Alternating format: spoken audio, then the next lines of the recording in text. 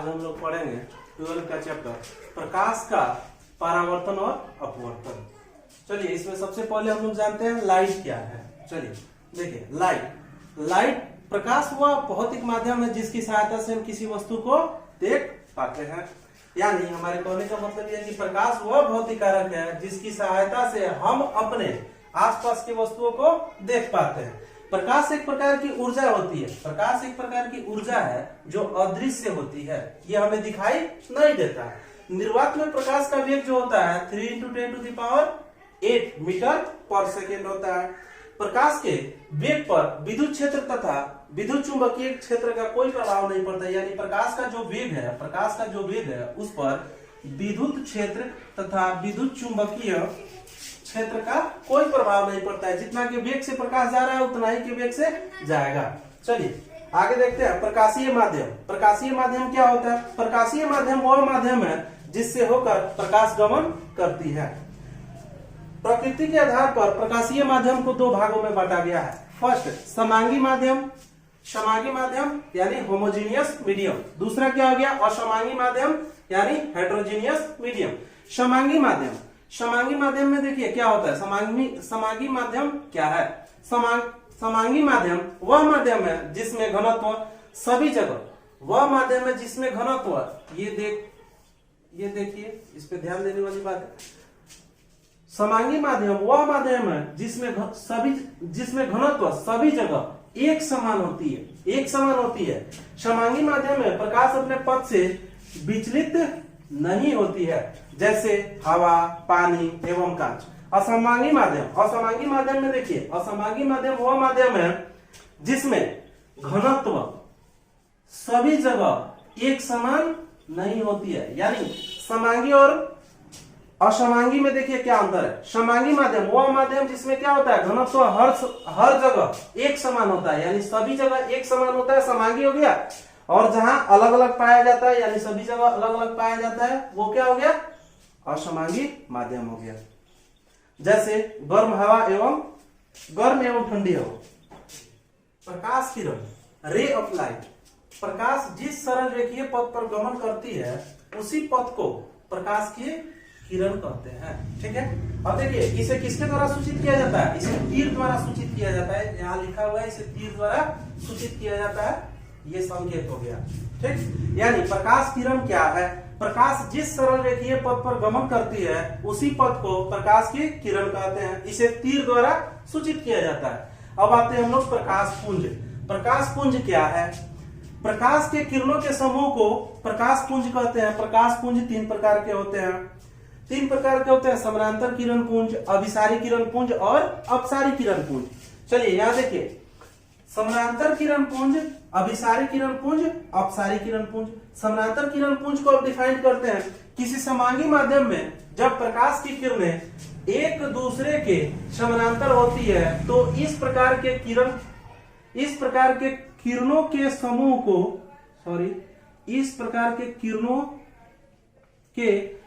को समानांतर किरण पुंज कहते हैं। दो किरणों के समानांतर किरण पुंज में दो किरणों के बीच की दूरी हमेशा क्या होती है? बराबर होती है। समानांतर किरण पुंज को दर्शाया गया है। अभिसारी किरण पुंज क्या है? अब इसको हम लोग देखते हैं। जब प्रकाश की किरणें एक बिंदु पर आकर मिलती है या मिलती हुई प्रतीत होती है तो इस प्रकार के किरण पुंज को अभिसारी किरण पुंज कहते हैं।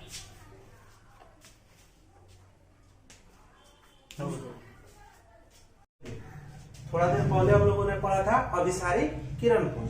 अब हम लोग पढ़ेंगे अपसारी किरण पुंज। अपसारी किरण पुंज क्या होता है? देखिए, जब प्रकाश की किरणें एक बिंदु से निकलकर फैलती चली जाती है तो इस प्रकार की किरण पुंज को अपसारी किरण पुंज कहते हैं। देखिए एक बिंदु से निकली और फैलती चली गई, अपसारी किरण पुंज हो गया।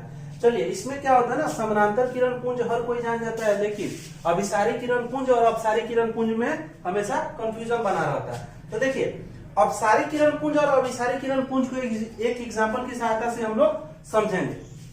अभिसारी किरण पुंज यानी सोचिए जब क्या होता है, आप स्कूल में है और ब्रेक हुआ है, तो ब्रेक होने पे सभी बच्चे क्या होते हैं, फील्ड में फैल जाते हैं, फील्ड में खेलने लगते हैं। वही क्या होता है, मान लीजिए बेल खराब हो गया और क्या होता है, प्रिंसिपल ऑर्डर दे रहा है चपरासी को, जाओ अभी के अभी सारे लोगों को बोलो क्लास में जाने के लिए। तो बताइए वो फील्ड के अपेक्षा क्लासरूम जो है एक बिंदु की तरह काम करेगा कि नहीं करेगा, करेगा।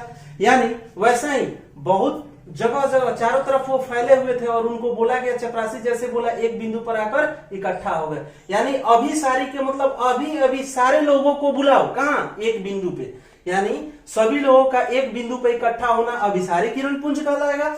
एग्जाम्पल की सहायता से बोला है ना कि वो डिफिनेशन है। चलिए दूसरा, औपसारी। औपसारी का मतलब देखिए, औप का मतलब ऊपर, ठीक है, औप का मतलब ऊपर समझ जाइए, और सारी, मान लीजिए हाथ में हम लोग 5-6 बॉल लेते हैं और ऊपर की तरफ फेंकते हैं, ऊपर फेंकेंगे तो क्या होगा, फैलेगा। औपसारी का मतलब हो गया, अब यहां से हम लोग ये कॉज लेकर के हम लोग याद कर सकते हैं, औपसारी यानी औपसारी का मतलब क्या हुआ, हम लोग 2-4 बॉल लिए और ऊपर फेंके, फैल गया। यानी इसका मतलब ये हो गया कि एक बिंदु से निकलकर फैलते चले जाना क्या कहलाएगा, औपसारी किरण पुंज कहलाएगा। अब अभिसारी और अपसारी में आप लोगों को कोई प्रॉब्लम नहीं होना चाहिए। आगे देखिए, प्रकाश का परावर्तन। प्रकाश का परावर्तन, रिफ्लेक्शन ऑफ लाइट। जब प्रकाश किरण किसी परावर्तक सतह से टकराकर पुनः उसी माध्यम में लौट जाती है जिस माध्यम से आपतित हुई थी, तो इस प्रकार की घटना को क्या कहते हैं, इस प्रकार की घटना को प्रकाश का परावर्तन बोलते हैं। प्रकाश का परावर्तन 2 तरह से होता है, देखिए कौन कौन सा, नियमित प्रकाश का परावर्तन यानी रेगुलर रिफ्लेक्शन ऑफ लाइट, और नियमित प्रकाश का परावर्तन यानी इरेगुलर रिफ्लेक्शन ऑफ लाइट। अब हमने पढ़ा था कि प्रकाश का परावर्तन 2 तरह से होता है, कौन कौन सा, नियमित प्रकाश का परावर्तन और अनियमित प्रकाश का परावर्तन। तो नियमित प्रकाश का परावर्तन का परिभाषा हम लोग जान जाएंगे, वो कैसा होता है, वह परावर्तन जिसमें परावर्तित किरणें एक दूसरे के समानांतर होती है, एक दूसरे के समानांतर होती है, किसमें, नियमित में समानांतर होती है, एक दूसरे के समानांतर होती है, उसे क्या कहते हैं, नियमित परावर्तन कहते हैं। चलिए देखिए, इसके लिए नियमित परावर्तन कब होता है, जब चिकना सतह होता है, ये आपतित किरणें हो गई, ये परावर्तित किरणें हो गई।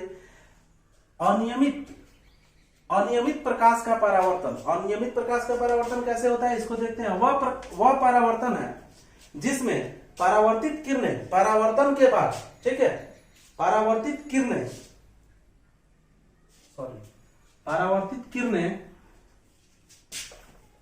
एक दूसरे के समानांतर नहीं होती है, ठीक है, परावर्तित किरणें एक दूसरे के समानांतर नहीं होती है। देखिए ये क्या होता है, ये खुरदुरा सतह के कारण होता है। अनियमित परावर्तन कब होता है, जब खुरदुरा सतह होगा तो अनियमित परावर्तन होगा। नियमित परावर्तन कब होगा, जब चिकना परावर्तक सतह होगा। तो इसमें क्या होता है, एक दूसरे के समानांतर नहीं होता है। ये क्या हो गया, ये आपतित किरणें हो गई और ये परावर्तित किरणें हो गई खुरदुरा सतह के कारण। अब नोट में देखिए, नियमित परावर्तन के कारण ही प्रतिबिंब बनता है। जो भी हम लोग को इमेज दिखाई देता है, जो भी प्रतिबिंब दिखाई देता है, वो किस कारण, नियमित परावर्तन के कारण ही दिखाई देता है। और नियमित परावर्तन के कारण हमें दिखाई नहीं देता। टॉपिक पढ़ते हैं, प्रकाश के परावर्तन का नियम यानी law of reflection of light. प्रकाश के परावर्तन का नियम निम्नलिखित है।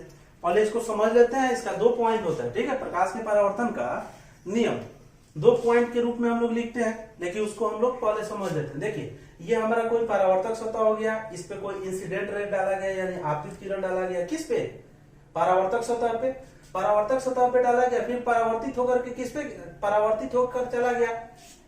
परावर्तित होकर के जब चला गया, मतलब जिस बिंदु पर आपतित किरण पड़ती है उस बिंदु को क्या बोलते हैं, आपतन बिंदु बोलते हैं। इस आपतन बिंदु पर सतह के परपेंडिकुलर एक लंब डाला गया है जिसको हम लोग अभिलंब बोलते हैं, ठीक है। यानी हमारा ये हो गया आने वाली किरण आपतित किरण, जाने वाली किरण परावर्तित किरण, तथा जिस बिंदु पर आपतित किरण गिरी थी उस बिंदु को आपतन बिंदु बोलते हैं, और आपतन बिंदु पर डाला गया लंब अभिलंब कहलाता है, ठीक है। अब इसी के बारे में हम लोग लिखते हैं। चलिए देखिए, आपतित किरण, परावर्तित किरण तथा आपतन बिंदु पर डाला गया लंब, तीनों क्या होता है, तीनों एक ही तल में होता है। और दूसरा क्या होता है, दूसरा ये है कि आपतित कोण तथा परावर्तित कोण हमेशा आपस में बराबर होता है, यानी हमेशा बराबर होता है। अर्थात इसको हम ऐसे भी लिख सकते हैं,